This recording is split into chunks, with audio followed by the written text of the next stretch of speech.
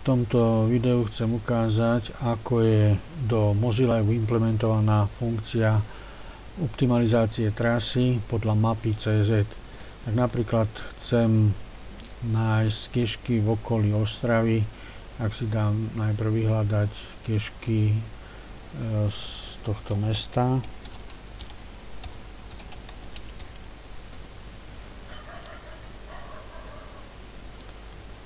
Predpokladám, toto je asi centrum. Nechám si teraz stiahnuť kežky z tejto mapy metodou Google Earth. Keďže chcem loviť len tradičky, tak si nechám stiahnuť len tradičky. Chcem tieto kežky, ktoré sú tu, dohľadať tak, že napríklad táto. Takže to je táto kežka. Nechám si usporiadať kežky podľa vzdialenosti od tejto. Takže ja teraz zhruba o kilometrovom okolí, a táto má 980, táto má 999 metrov. Čiže tieto kežky, ktorých je dohromady 14, si nechám teraz preusporiadať alebo nájsť metódou, ktorú ponúka server mapy.cz. Dal som zotriediť alebo nájsť trasu na poprepájanie týchto bodov.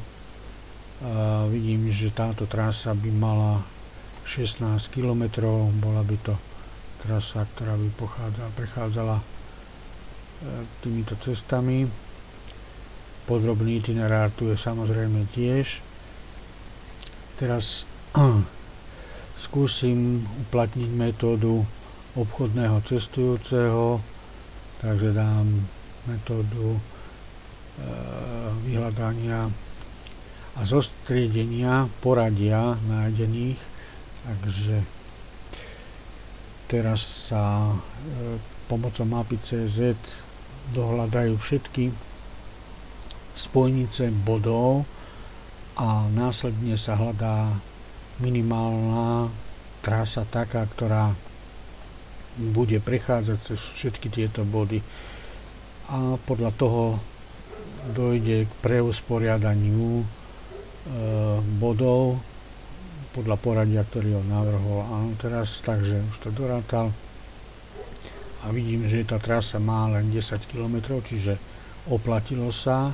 Ale znova aplikujem teraz, už keď je tá trasa, keď sú tie kežky preusporiadané v tomto poradí, nechám si znova v tomto poradí nájsť